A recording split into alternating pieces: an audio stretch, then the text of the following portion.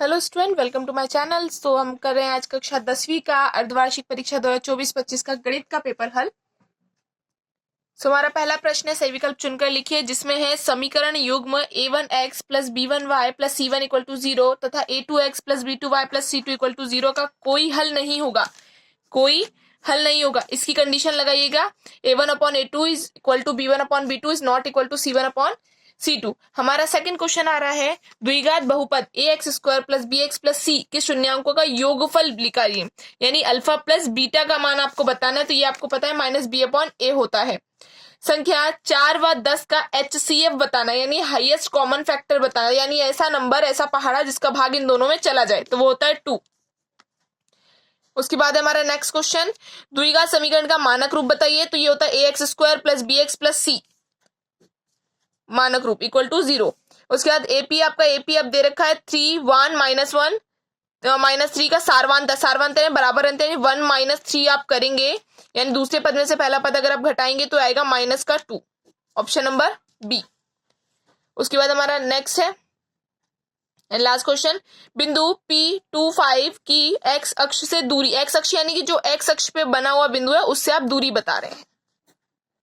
हमारा प्रश्न क्रमांक 2 है, रिक्त स्थानों की पूर्ति कीजिए। पहला है करनी 2 एक अपरिमेय संख्या है, इसको लिखिएगा अपरिमेय संख्या है। चर x के बहुपद px में x की उच्चतम घात बहुपद की घात कहलाती है, घात या डिग्री कहलाती है। द्विघात समीकरण को हल करने का सूत्र इसमें लिखिएगा -b प्लस माइनस करनी के अंदर b² - 4ac बटे में आएगा 2a, ठीक है। उसके समांतर श्रेणी 18 15 15 1/2 और 13 का, इसमें जब आप निकालोगे पदों की संख्या तो इसको आप हल करिएगा an के सूत्र से, तो उसमें निकलेंगे 27 पद। सभी खालिस्तान त्रिभुज समरूप होते हैं, इसमें लगाइएगा समबाहु त्रिभुज, समबाहु त्रिभुज समरूप होते हैं, सारे समबाहु त्रिभुज समरूप होते हैं, ठीक है। उसके बाद त्रिज्या r वाले वृत्त के एक त्रिज्याखंड जिसका कोण अंशों में थीटा है, तो उसके संगत चाप की लंबाई, तो इसमें लिखिएगा थीटा बटे 360 गुणा 2πr। तो हमारा प्रश्न क्रमांक 3 है, निम्नलिखित में से सत्य असत्य लिखिए। द्विघात बहुपद के शून्यांकों का गुणनफल c/a होता है, इसमें लगाइएगा सत्य। सभी समद्विबाहु त्रिभुज सदैव समरूप होते, नहीं, समबाहु त्रिभुज सदैव समरूप होते। एक वृत्तखंड का क्षेत्रफल संगत त्रिज्याखंड का क्षेत्रफल माइनस संगत त्रिभुज का क्षेत्रफल, बिल्कुल सत्य बात है ये। घन का आयतन होता है AQ, हाँ, क्योंकि लंबाई चौड़ाई ऊंचाई तीनों बराबर होती है। त्रिकोणमितीय अनुपातों की सहायता से किसी वस्तु की ऊंचाई या लंबाई या दो सुदूर वस्तुओं के बीच की दूरी ज्ञात की जा सकती है, बिल्कुल सत्य है, ज्ञात की जा सकती है। फिर लिखा हुआ है अर्धगोले के आयतन का सूत्र 1/3 πr³ होता है, नहीं, ये असत्य है। अर्धगोले के आयतन का सूत्र 2/3 πr³ होता है, यह आपके शंकु का आयतन है। हमारा प्रश्न क्रमांक 4 सही जोड़ी में लाइए।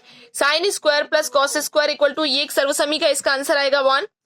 कॉट ए का लगाइएगा आप cos a बटे sin a। Second, sec² theta -1, इसका लगाइएगा आप tan² थीटा। थर्ड नंबर पे tan 60 का मान लगाइए करनी 3। फोर्थ नंबर पे वृत्त वृत्त को दो बिंदुओं पर प्रतिच्छेद करने वाली रेखा को कहते हैं, जो प्रतिच्छेद करने वाली रेखा है उसे कहेंगे आप प्रच्छेदक रेखा, ठीक है, 5वें नंबर पे। और वृत्त तथा उसकी स्पर्श रेखा के उभयनिष्ठ बिंदु को कहते हैं, इसमें लगेगा स्पर्श बिंदु, 6वें नंबर पे। तो हमारा प्रश्न क्रमांक 5 है, प्रत्येक को एक शब्द या एक वाक्य में उत्तर दीजिए। तो उन्नयन कोण की परिभाषा लिखिए, तो इसका आंसर लिखिएगा आप, जब वस्तु आंखों की क्षैतिज रेखा से ऊपर की ओर हो तो उसे देखने के प्रक्रम में हमारी दृष्टि रेखा जिसे कोण से ऊपर की ओर मुड़ जाती है उस कोण को उन्नयन कोण कहते हैं। यानी कि इसको ऐसे समझिएगा, कोई वस्तु, आप यहाँ खड़े हैं और ये आपकी कोई वस्तु है जिसको आप ऊपर की तरफ देख रहे हैं, तो ये जो कोण बनता है धरती पे, ये उन्नयन कोण कहलाता है।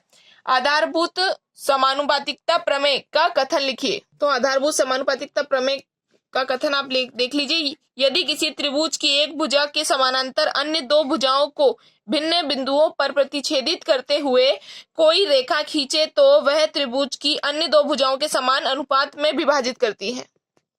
बिंदु 0 0 से व ए बी के बीच की दूरी, तो इसको लगाइएगा करनी के अंदर A square minus plus B square, क्योंकि ये दूरी सूत्र से हुआ है। बिंदु पी x1 y1 प्लस और क्यू x2 y2 को जोड़ने वाला रेखाखंड के मध्य बिंदु के निधे, इसको लिखिएगा x1 प्लस x2 अपॉन में 2 and y1 plus y2 upon में 2। एक वृत्त की कितनी स्पर्श रेखाएं हो सकती है, तो इसको लगाइएगा आप अनंत। अनंत स्पर्श रेखाएं खींची जा सकती है एक वृत्त से। बाह्य बिंदु से किसी वृत्त की पर अधिकतम कितनी स्पर्श रेखाएं खींची जा सकती है, तो अधिकतम 2 खींची जा सकती है। जैसे ये वृत्त है, कोई बिंदु है, इससे जब स्पर्श रेखाएं आप खींचोगे तो इस तरह से 2 ही स्पर्श रेखाएं आप खींच सकते हैं, चाहे किस भी एंगल से आप खींचे। ये हमारा प्रश्न क्रमांक 6 से लेके प्रश्न क्रमांक 8 से प्रश्न क्रमांक 9 तक। प्रश्न क्रमांक हमारा 10 है, 11 जो हमारे त्रिकोणमिति से है, हमारा प्रश्न क्रमांक 12, 13 और 14। प्रश्न क्रमांक हमारा 15, 16,